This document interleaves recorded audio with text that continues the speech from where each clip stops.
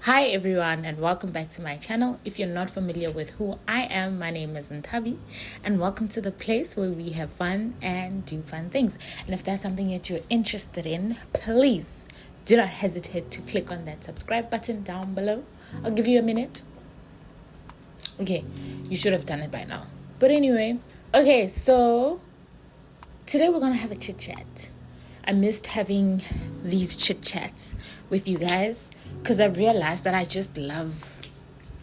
love having a chit chat, even though it's mostly me talking to myself, relaying information, sometimes introspecting, sometimes reflecting. But maybe someone would benefit from that. So I'm not gonna lock you outside, okay? So let's have this chit chat. So basically today I really just want to talk about it being okay to change your mind. It really is okay to change your mind, guys, about a lot of things. It can be about little things and it can be about those life-changing ideals that we hold on to and whatever, especially when you are presented with new information. It's okay to change your mind, and I'll tell you why I say that, because this is something I've had to go through myself and I'm continuously going through, because we are continuously growing, not just in intellect, not just physically, but also in wisdom, right? So two things that I will even talk about, like one is really like life-changing and the other it's just a life adjustment. So the life adjustment one is that since a young age, I would say since teenagehood, I want to say, I've always wanted to buy a house before I got married. A house that is in my name and my name alone. Like my own property. I've always wanted to own my own property going into a marriage. That can still happen because technically I'm not married yet. But like looking at the economy, not that I'm doubting your power, Lord. If it's something that you want for me, we can still do it. And I still believe. But looking at the reality of my situation right now, that might not happen. And I've come to terms with it and I'm okay with it. Like, I've always loved the allure of owning my own place. But I think also one of the things that had me changing my mind and also being okay with changing my mind is also learning that the cost of ownership, especially for a property, is a lot.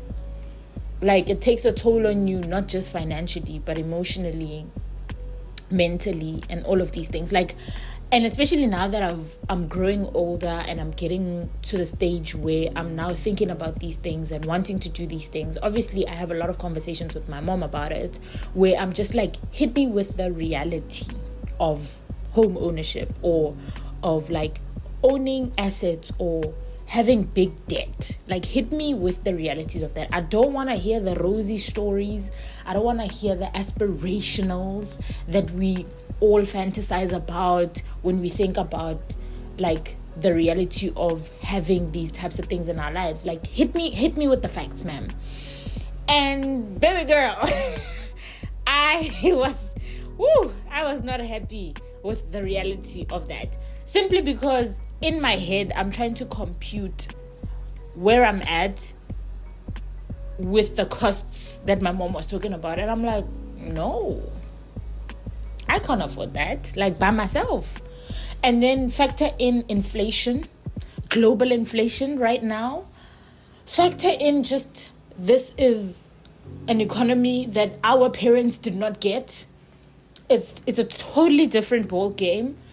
So it's just a lot, okay? And that is why I came to the conclusion that, okay, based on this new information, I don't have to do it all on my own. Just because I can doesn't mean I should own it all on my own, because I've always been independent, simply because I was raised by an independent woman, was raised by an independent grandma. You know, these two ladies have really modeled financial independence as well. Like, even though they were both in marriages, but like that I hope to one day talk about and sit down with the both of them and really go into the nitty-gritties of just that topic. So we're not even going to touch on it. But like, basically, I was raised by very financially sound and wise women that made the parts, man. So that inherently came down to me as well, where I'm really grateful, because also the funny thing is that we never had these conversations when I was growing up. Most of the things I learned financially was through seeing what my mom was doing. Like, she would tell us, okay, I can't do this month because this is how my budget is set up. But she'd never give us numericals. Like, she'd never give us numbers. But I just saw the way this woman moved. And I'm like, and she always has money. Even though parents will always tell you, I don't have money. But she always had disposable income. And that actually taught me that, I don't want to live paycheck to paycheck, where already on the 15th of the month, if I get paid at the end of the month, I'm already struggling, and have no disposable income outside of the things that I want for myself, like still having like a nice cushion for myself. So that I was really taught by my mom and my grandmother. Props to them. But coming back to the topic of me buying a property, I mean, it took 2 to 3 years, to be honest with you, to really settle in that decision that, okay, it's okay to change my mind about this, number one. And number two, that, listen, 2-income households, that's where it's at. Even though, yes, I'm inherently independent and whatever, but I've also learned that inherent independence can also be somewhat a trauma response, where you really feel like if you don't do things yourself, nobody else is going to take care of you the way you take care of yourself. That is also something I've had to unlearn. And now I tell anybody who's willing to listen that I'm not an independent woman. I'm not a strong independent woman. No. I also want to be taken care of.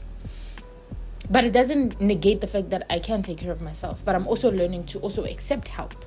I'm learning to accept being taken care of. Whether it's by my mother, whether it's by my aunts or my uncles, or like whoever is willing. I'm not talking just romantically, even though I'm yet to tap into that level. Like if you know, you know. But truthfully speaking, like, I'm not an independent woman anymore. I don't subscribe to that because I don't need to. Like, I saw my mom struggle enough, okay, with her one income, even though it was a good income. I mean, hey, that woman did the most, okay? But I'm just like, if I don't have to do that, I don't want to. And that's another thing that I changed my mind about. Or like, if I don't have to do it alone, let's not put that kind of pressure and stress on ourselves. So yeah, I changed my mind about that. And I feel like now I'm really settled about that decision, where I'm like, if it happens, fantastic. But if it also doesn't happen, I'm okay with it. And I don't mind that one day, whoever my husband is, him and I then decide to buy a house together, like our first house together. I don't mind that. Like, that even sounds exciting. So I'm okay with that.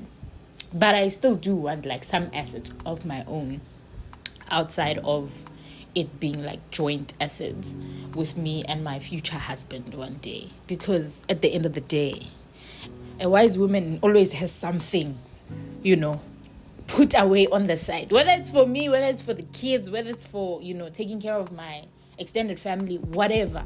But always have to have something on the side. So now number 2, which this one is foundational, it's more life changing, is how entrepreneurs have this, or maybe let me not say entrepreneurs, let me not make them the villains, but how people will sometimes say that people that work 9 to 5s, their salaries are basically bribes to shut their dreams or something, like something weird like that. And also the talk about how, like, why would I want to help build someone else's vision when I have my own to build? So I used to be one of those people, not the salaries, the bribe, whatever, because I've always had a 9-to-5.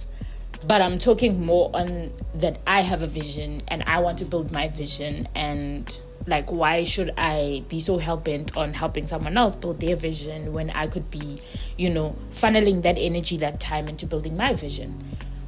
One thing about God, He will break down those misinformed ideals and whatever through experiences, right? And I say this because I've always had a 9-to-5. Even now, I have a 9-to-5. Okay, it's not a technical 9-to-5, but I have a day job even now, right? Like, and also, so I know I have always been helping building someone else's vision.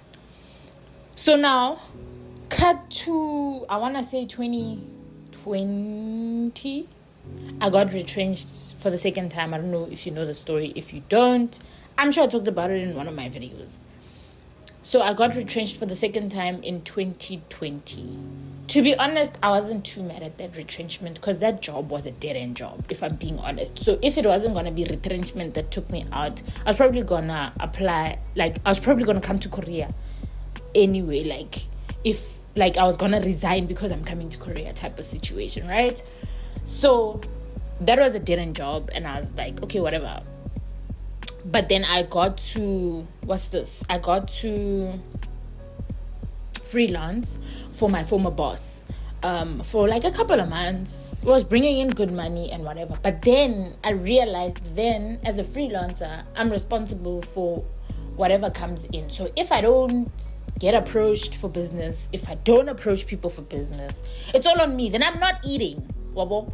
And that was a tough pill to swallow. That was a tough reality to come to terms with. Because being someone who was always like in a stable job, bruh, at the end of the month, you're getting your paycheck and that's that. And the nice thing about like having a stable job is that it gives you room, because you're not worrying about the fact that, oh, if I don't work this month, if I don't get a client this month, then I'm not going to eat. Then like your focus is on that, like you're stressed out. So much so that you don't even have like the time to come up with new ideas, to just be creative if you're like me and you're a creative, right? Because your mental space is taken up by things that are like your day-to-day needs. You're basically in survival mode, if I'm being completely honest. You're basically in survival mode. So I realized that, I'm not ready for this survival mode. And hear me out, like, I enjoyed the time, like, I enjoy dictating my own time. I enjoy having time freedom, like being able to still do a lot of different things and not being stuck to a chair and a desk for like 80% of my day. Okay, not 80% of my day, but like a 9-to-5 is a long time, like 8 hours in the day, like I'm stuck to a chair and a desk. So I enjoyed the time freedom of it, but I didn't enjoy necessarily the fact that now I'm in survival mode because I need to work for my keep. I mean, I've always worked for my keep, but you get what I mean, right? Like, if I don't get a client, if I don't work, then I don't eat. Which, I mean, to be fair, I did experience a lot of privilege in the sense that I was still living at home and I still had access to a car. Like, my struggles were not your typical South African struggles, but it was still struggle, right? So, literally, even my grandmother, I remember one time she was laughing at me. Well, not laughing at me, but she was like really amused and impressed at how, like, I was just hustling, bruh. She was like, yeah, like, you'll never sit on your hands, which is something I really appreciate about myself, which is a characteristic I really appreciate about myself, is that I'll never sit on my hands. Like, there will always be something to do, my babes. But I didn't like that aspect too long because there was too much uncertainty in that. So then that's when change number 2 happened, where I was like, okay, it's okay, Tabelin. It's okay to go back to corporate if that is what you need right now. Whether corporate or like just mainstream, 9 to 5, whatever. It's okay. Basically corporate, guys. I don't know why I'm confusing myself. But like, I was like, it's okay to go back to corporate and re-establish what you're trying to do without the added pressure of having to figure out what are you going to eat at the end of the month. And I say eat as though like I didn't live in my mother's house, but I mean it like as in money you're going to earn at the end of the month. So I was like, and I like the fact that like with having a daytime job is that you have that security to come up with ideas, because you're relaxed, like your basic needs are met. Therefore, if you have like a lot of other extra time, or you do desire to make time like on the weekends or make a 5 to 9, then you have that freedom, because the money aspect is already sorted. So now you can like channel your energy into other things, channel your energy into your creativity, channel your energy into ideation, those kind of things, right? And then another aspect of like changing my mind, because I was like, to be fair, I was really like so serious about not going back to corporate. I was like, I want to work for myself, this, that, and the third, until the reality of it came at me. And I was like, okay, no, we don't have to do it now. And then, so when the other aspect came of like helping build someone else's vision, an epiphany hit me. And I want to say it hit me a long time ago, but that's not true, because it actually hit me fairly recently, where I was just sitting and reflecting and stuff. And I like having, like, outside of praying, I like having random conversations with God. It looks like I'm talking to myself, but I'm actually having a conversation with God, right? And I remember telling him that, you know what, God, I think I'm at that point in my life, thanks to the experiences that I've had, thanks to the wisdom that you've given me, thanks to the growth that has also happened mentally, emotionally, and all of those things, and professionally as well, that I'm at that point in my life where I'm happily okay with helping build someone else's vision, simply because it's not a loss to me. And I think that's the myth that I want to dispel, is that it's at a loss for you. Like, building someone else's vision is at a loss for you. It's not. And I'll tell you why. Because you learn so much, you gain so much experience, you gain so much intellectual information.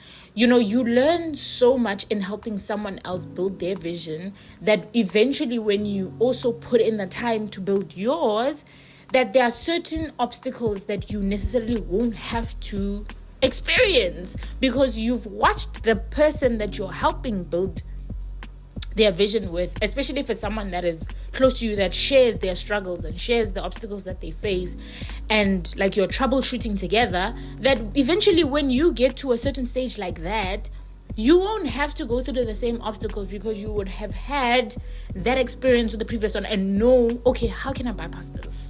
Or how can I minimize the damage that I could potentially experience through this obstacle, right? So that is like one of the biggest things I've learned about being able to change my mind about certain information, and like it being such a valuable lesson that it's okay to change my mind about this particular thing, where I'm just like, actually, I'm okay with, like, I'm really okay, and not even just okay, but I'm happy with helping build someone else's vision, because I know that, yes, I have a vision that God has given me. I see it clearly. I see the big picture. But I also know that it's not yet time. And therefore, certain experiences are going to equip me better when it's my turn to build. So what I'm doing is foundational for me as a person in terms of personal and professional development that will benefit me in the future. But it's also teaching me how to teach others that come after me, because I'm very passionate about learning a lot from others. But you see, with having those kind of relationships where like it's mentorships or sponsorships, you can't just come in and take from the person. You also have to contribute something. So I think in these relationships, I'm also learning how to contribute. That I'm not just taking from you, taking, learning, whatever, because I'm a sponge. Like, I learn. I love to learn. It is what it is. But I'm also learning that, okay, in me learning from you, what can I teach you? It doesn't have to be professionally. It could be interpersonally. Like, what do I have to offer this relationship? Which is important, because in whatever relationship that you enter into, whether professionally, personally, romantically, you want it to be a give and take. You want it to be reciprocal. So that is also one valuable lesson that I'm learning in helping someone build their vision.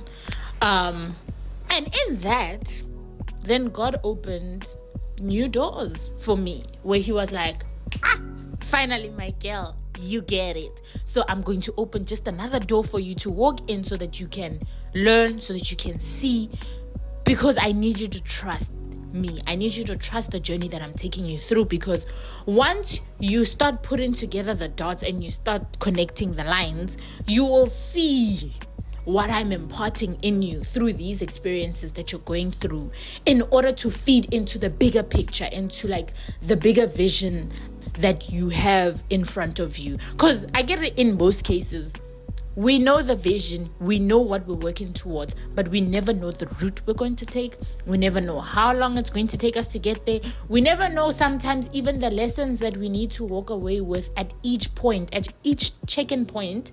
We don't know like how we should be capacitated. And I think also, in my overthinking nature, I always want to have a checklist of what do I need for this specific point. No. And that's not possible, baby girl. Because if it's a new experience, be present in it, so that you learn what you need to learn. So that when you reflect back, because life, we live it in retrospect. It's either you're present or you live it in retrospect. Why? Because we don't know what happens kopile. Like, we don't know what happens in future. We only know what's happening now, and we only know what happened before. So it's important to go into like each checkpoint being 100% present in the lessons that you are supposed to be learning, in the characteristics that you're supposed to be developing, so that when you take stock, when you, let's say, meet another scenario, and you can take stock and say, oh, actually, I do have this quality, I do have this quality, I do have this quality. So how can I use those qualities in order to then, tackle this new adventure, or this new checkpoint, or this new point in my journey? So, all that to say, guys, it's okay to change your mind. Even about those people that you thought they were going to be in your life forever, it's okay to change your mind. I promise you'll be all the better for it. And I think also, like, to rid ourselves of the shame and the disappointment. Sure, we're going to be disappointed because it's a new, we're going to be disappointed, and it's okay. So yeah, as I was saying, we're going to be disappointed. Sometimes we're going to experience a bit of shame. But I swear, on the other side of that is where true freedom lies. When you really let go, especially when you're met with new information that is beneficial, it's okay to let go, but also give yourself grace that it's okay to let go, even though it's a little bit a day. Because sometimes you can't go cold turkey. That's honestly the fact of the matter. We can't all go cold turkey. But I think it's important to, number one, accept that you have to let go of some of these things. And then number two, give yourself grace as to how long it takes you to let go of them. Because, yeah, man, it's life, hey? And it's okay. It really is okay. Nobody has it figured out. No matter how much you think, no matter how much you assume, nobody has it figured out. We are all freestyling here. Even the people that look well accomplished according to societal standards, the people with the cars, the people with the wealth and everything. Like, in the grander scheme of life experiences, we're all floating about. and freestyling. There's no formula to this thing. So when now, do yourself a favor, see your lane, understand your lane, and have an amazing experience. I think that's my parting words, right? I know this video is all over the place, but I hope you hear my heart on it. Is that I hope that out of all of that I've said, above all that I've said, is that you give yourself the opportunity to experience life the best way that brings you joy. Because at the end of the day, we can have all of these things, material or not, but the actual experience of your life is what should be important to you, because that's what important to me. So whether I'm experiencing it in Korea, or I'm experiencing it in Europe, or I'm experiencing it in South Africa, the general experience of my life should be one that's important to me, not necessarily only what I acquire, because what's one, I'm going to leave those things behind. But otherwise, guys, thank you so much for tuning in. I hope that, for some of you, it helps you just give yourself a little bit of grace, and just take it easy. Don't take life too serious sometimes, guys. It really is. You don't need to do that. Don't need to do the most like that sometimes. But yeah, I hope you guys enjoyed this video, and I'll see you guys in my next one. Bye.